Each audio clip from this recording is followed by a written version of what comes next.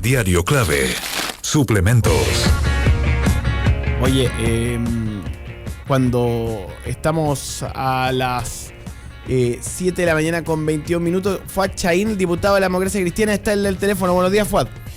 Muy buenos días, Nicolás. Buenos días, Cristian. Gusto saludarlos. Oiga, a ver, el tema es que se está alineando la fuerza al interior de la Democracia Cristiana y Carolina Goich quiere ir, parece, a primera vuelta. O sea, no quieren estar con Guillén en una primaria. ¿Eso es cierto?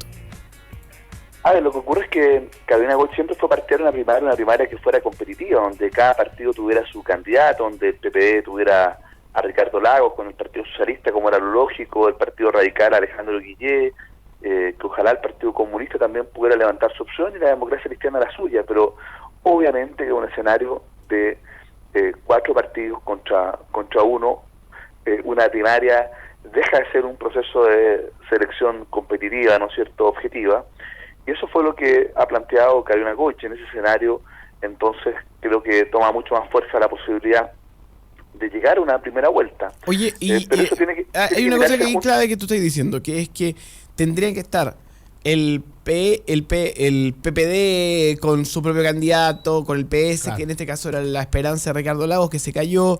Tendría que tener el Partido Comunista su propio candidato. Ojalá, pero al menos por último que el PPD hubiese mantenido su candidato entre 3 candidaturas, era algo más competitivo. Ahora, si el Partido Comunista aparece con un candidato, ¿cambia el escenario? O sea, es un escenario que hay que evaluar en su momento. Yo creo que, de hecho, la Democracia Cristiana no ha resuelto, esa es la opinión de Carolina Goich, definitivamente cuál va a ser el mecanismo, si va a ser la primaria o la primera vuelta, pero claramente que con el escenario actual es bastante difícil que la Junta Nacional tome una opción por la primaria. Diputado Chajín, ¿ustedes temen por el fin de la nueva mayoría un concepto que uno lo viene escuchando ya hace varios días y con bastante fuerza, de esto de si es que no hay primera vuelta, si no se generan acuerdos a través de las mesas de diálogo? Mira, lo importante es que seamos capaces de llegar a algún acuerdo en los pactos parlamentarios. Creo que eso podría garantizar el que se mantenga un acuerdo entre el centro y la izquierda, y por eso es que no hay que mirar estas cosas por separado, no hay que mirar la elección presidencial independiente de la parlamentaria. Nosotros tenemos que mirarla en conjunto. Si somos capaces de tener un acuerdo político, programático, que se exprese en una lista parlamentaria, y llegamos con 2 candidatos presidenciales, también puede ser una buena opción en la primera vuelta, sobre todo porque una candidatura de la Democracia Cristiana podría efectivamente ser un dique de contención hacia la derecha o hacia la abstención, es decir, poder hacer que nuestro electorado primero concurra efectivamente a votar en una elección en primera vuelta, y que además lo haga por una candidatura de este acuerdo entre el centro y la centroizquierda, que podría ser obviamente la candidatura de la Democracia Cristiana, y que no se quede en su casa, y menos aún, ¿no es cierto?, pueda haber alguna opción en la centro-derecha. La Democracia Cristiana ha perdido más de 1 millón de votos en los últimos 25 años, y parte importante de esa votación no se fue al resto de los partidos de izquierda, sino que se fue o para la casa o para la derecha, y nosotros esperamos que eso no ocurra en esta elección. Entonces podría ser una estrategia adecuada siempre que seamos capaces nosotros también de llegar a un acuerdo político, programático, que se exprese en una lista parlamentaria única, ojalá. De lo contrario, obviamente estaríamos asistiendo hacia el fin. No me refiero a la nueva mayoría, porque tal como lo ha dicho el presidente del partido, creo que nosotros necesitamos una coalición 2.0 con otro horizonte, con otra manera también de relacionarnos entre nosotros, con otras normas de conducta interna, con otra forma de entender también la acción política. Creo que eso no quedó lo suficientemente bien explicitado en la nueva mayoría, y por eso que hemos tenido la cantidad de conflictos que hemos tenido. Y yo creo que tenemos que tener una coalición de centro-izquierda 2.0 con nuevas reglas. Con nuevas reglas. Oye, también hay un tema con respecto a la pelea que hay al interior también de la nueva mayoría y la mesa de gobierno de partidos por las pensiones, que no hay propuesta definitiva, y tú estás siendo parte de ella, porque el oficialismo cree que la forma exacta del sistema previsional en la forma exacta diverge. La oposición considera que el 5% adicional debe ir directamente a cuentas individuales de trabajadores. ¿Qué piensas tú, Fuad? Eso es lo que quiere la derecha. Mira, al primero, ¿cuál es el objetivo de esto?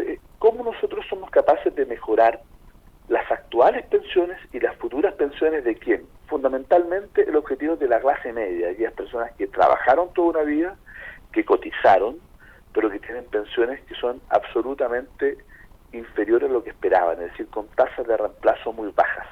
¿Por qué? Porque la cotización del 10% de abajo, porque el sistema de AFP no ha tenido efectivamente la rentabilidad esperada por un montón de situaciones, ¿no es cierto?, por el aumento de las expectativas de vida, han tenido efectivamente tasas de reemplazo demasiado bajas. Porque para quienes no cotizaron o cotizaron muy poco, ¿no es cierto?, para los sectores más vulnerables, está el pilar solidario, con la pensión básica solidaria, con el APS, que de hecho lo aumentamos un 10% a partir del 1 de enero. Pero ¿cómo llegamos a quienes reciben un poquito del APS, pero que es absolutamente insuficiente, o quienes no alcanzan a recibir APS y que sí trabajaron toda una vida y sienten que su esfuerzo no les recompensó efectivamente en una buena pensión? Y para eso se estableció este 5% adicional. ¿Qué es lo que quiere la oposición? La derecha quiere que ese 5% vaya entero a cuentas individuales a la administradora de fondos de pensiones. Eso es seguir profundizando el sistema AFP, pero además eso es decir que las pensiones las vamos a arreglar en los próximos 30 años. Ahí va a tener efecto, efectivamente, o 20 años va a tener efecto ese 5% adicional en las cuentas personales en mejores pensiones. ¿Qué es lo que hemos dicho nosotros? Y por eso que respaldamos la propuesta del gobierno, que este 5% primero no vaya a una AFP, porque hay un problema de legitimidad ahí y hay un problema de lógica de seguridad social que yo creo que tenemos que ir incorporándolo con más fuerza a través de una entidad pública que se preocupe de efectivamente tener una administración, una mirada distinta a esos recursos, que sea eficiente, eso sí, en los gastos, que tenga buena rentabilidad y lo más importante, que sea independiente del poder político, que tenga autonomía. ¿Para qué? Para que efectivamente nadie pueda tener la tentación de utilizar esos recursos de una manera distinta que para los fines previsionales. Y que 3 puntos de eso vayan efectivamente a las cuentas personales de los trabajadores, pero que 2 puntos vayan a un pilar solidario donde una parte vaya a mejorar las pensiones de las mujeres, que por tener más expectativas de vida tienen efectivamente pensiones más bajas. Eso significaría equiparar la situación para que una mujer a la misma edad y con las mismas cotizaciones tenga la misma jubilación de un hombre, lo que no ocurre hoy día, y por lo tanto una solidaridad de género, equidad de género, un reparto permanente, 0.5 puntos, un reparto permanente en favor de la mujer. Y un punto, apenas un punto, de estos 5 cargos del empleador serían un reparto transitorio, ¿para qué? Para que los actuales trabajadores activos le mejoren la pensión, le mejoremos, me incluyo, estoy ahí, le mejoremos la pensión a los trabajadores pasivos, es decir, a los actuales jubilados en un 20%. Entonces podría ser un horizonte de 6 meses. Y para la mujer sería un 14%, es decir, para cualquier actual jubilado le subiríamos en 6 meses un 20% y si es mujer un 34%.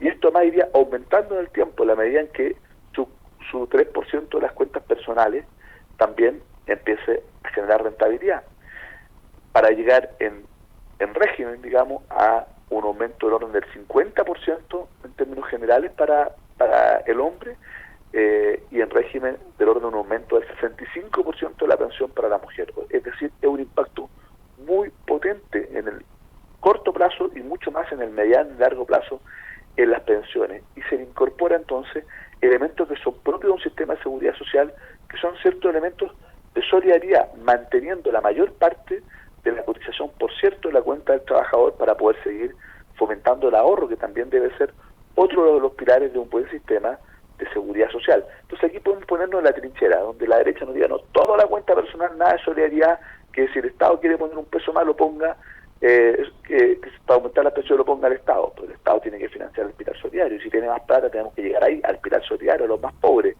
y la idea es poder además ayudar a nuestra clase media. Esa era la gracia de esta propuesta. Y por otro lado tú dices, no, mire, nada que signifique mantener la actual FP, hay que eliminarlas de cuajo. Y decir, bueno, ¿y con qué plata pagamos? Porque hay que expropiar esos recursos que son propiedad de los afiliados si se quieren sacar de la AFP. Entonces, podemos quedarnos los próximos 10 o 20 años discutiendo desde la trinchera y nuestros jubilados siguen esperando una solución. Y a mí me parece que la virtud que tiene esta propuesta es que toma un camino del medio, el camino de la sabiduría, como dicen algunos, y que nos permite avanzar ya en mejores pensiones y dejar de hablar del tema y empecemos a actuar. Muchas gracias a Fuad Chaín por este contacto telefónico esta mañana para ponernos al día sobre la situación dentro del Congreso con respecto a, bueno, las batallas que se dan también con relación a la elección presidencial. Muchas gracias. Muchas gracias, muy buenos días, que esté muy bien. 7 de la mañana con 28 minutos. Querido Cristian, estamos presentados por Genomay. Sí, señor, el número 1 en venta de accesorios para celulares por mayor en todo Chile es Genomay. Genomay es sinónimo de calidad y diferencia, entregando diseños exclusivos en carcasas, láminas de vidrio, cables, cargadores y mucho más para todo tipo de marcas de celulares. Y cuando hablamos de diseño, hablamos de Genomay. Visite genomay.cl y descargue nuestro catálogo. Oye, hay una congestión tremenda en el sector de Quilicura, en calle San Ignacio, tras el volcamiento de un camión, así es que te invitamos a tomar vías alternativas en esta jornada que no tendrá más allá de 22 grados y la temperatura actual es de los 10.6 grados, 7.29. Diario Clave lunes. Son las 7:29. Ya volvemos con más Diario Clave cuando hay 10 grados en este momento. Mantén la calma, a la vuelta tenemos la lectura de los tabloides, las noticias más cliqueadas y el comentario deportivo. Estás en la 92.9. Noticias